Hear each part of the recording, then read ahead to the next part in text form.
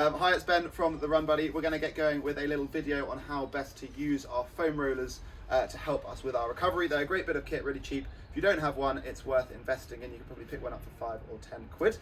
So you may well have a few good ideas of how to use them already, but feel free to join along and kind of join in, and hopefully you find a few nice new ways in which to use yours and therefore help your own recovery from your running. So we'll start off just taking ourselves down onto our backs, onto our bums, and we'll lay the foam roller onto the floor. So we're going to start off looking at our calves, our lower leg. So we can start off taking the foam roller onto the back of our shins and just lifting your hips up with your arms and rocking back and rocking forwards. And what you're essentially doing here is you're promoting the blood flow, ironing out any knots into those muscles. And what you'll find is that we all have kind of different levels of fatigue, tightness in the body. So there's different options, different levels that we can take these stretches, or not these stretches, these kind of movements further, okay? If you find this is really easy, we can come onto one leg and essentially add twice the force going through those muscles. Some of you may find this particularly tight, some of you may find this is really quite comfortable, etc. Okay, so with both of your legs, obviously if we're going for one leg, you'll need to repeat this onto the other side. We can work through the one leg, and we can then try and expose different areas of the muscle. So by twisting out to one side, you can now try and roll down the inside and the outside of the calf. Work all the way up, close to the back of the knee, and then down in towards the ankle, Achilles tendon, and then we can twist the other way, and we can work down through the inside of that calf muscle, nicely going up and coming down. And what you want to be listening out for is areas that cause you particular areas of tightness, particular kind of discomfort, and those are areas that you probably want to spend a little more time on, working through those areas of discomfort to hopefully prevent injury or prevent areas becoming problem areas into the future. Okay, so we can obviously repeat that onto both sides. What I'm going to do is I'm going to try and rattle through as many different areas of the body. Feel free to kind of pause the video and spend longer if there are certain areas that maybe really get into different parts of your body more than others, because we're not all going to need to spend the same amount of time into our calves and our hamstrings as one another. Okay, still looking at our lower leg, we want to think about the front of the shin. Okay, so for this one here, we can take our shins onto the foam roller. Okay, you want to try and almost twist your feet out and expose the outside of your shin, as you'll find that's where the flesh that comes in there. So you can see I'm rolling down the front of my shin. This may be quite tight, maybe quite tender, depending on how our bodies feel. We can also then take that onto one side and work through there, really promoting some nice recovery into there. Okay, we can obviously do that on both sides, like so. Okay. Lovely stuff. Okay, so that's a nice one there, looking at how to kind of use the foam roller to help us with our lower leg. We're going to work up now into our hamstrings. Our hamstrings are the back of the thigh. Okay, so for your hamstrings, we can roll out back and forwards onto those. Okay, our hamstrings are big muscles, they've got lots of different heads. Okay, and we want to really try and maximize the blood flow into all the different areas of the hamstring. We can come onto one leg, okay, and then we want to think about twisting the leg outwards and working the other way to really get in to that hamstring. Okay, what you might find is it might help to take your foam roller, I might twist sideways on, foam roller just underneath the body like so, and that way it won't get in the way, clashing with the other leg. We can try and roll the inside of the thigh out.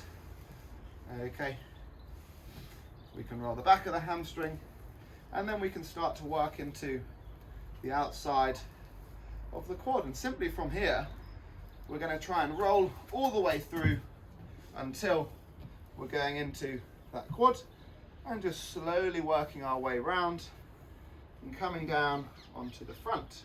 Okay, and obviously paying attention to any areas that particularly cause you any tightness, working through those knots, and potentially if there's an area of particular discomfort, spend a few seconds on there and then roll around that area, and hopefully it starts to dissipate that discomfort.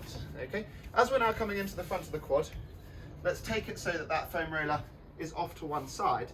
Okay, and now it will allow you to really sink that down all the way up into the hip and get into that hip flexor as well, working up into that hip. Obvious reasons why we want that off to one side, and we can keep working and try and expose the inside of the quad now. Okay, if you cycle a lot, you'll notice the inside of that quad may well be a little tighter. All good, kind of work through all the areas of our thighs and identify what needs a bit of attention. Okay, and obviously we'll repeat that onto the other side, so we can take ourselves back onto the other hamstring, working up and down, and then slowly rotating like we did onto the quad.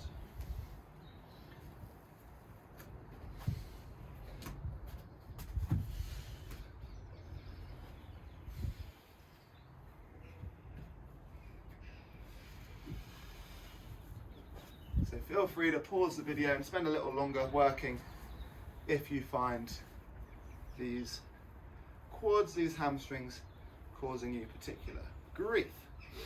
Okay, from there we're going to look at our glutes. So our glutes are kind of our bum, and again we can start with two sides of the body.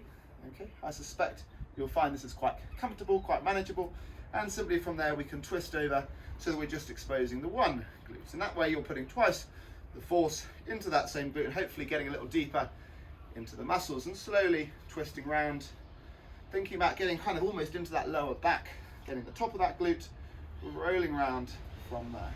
Okay, and we can even roll into the side, nicely done from there.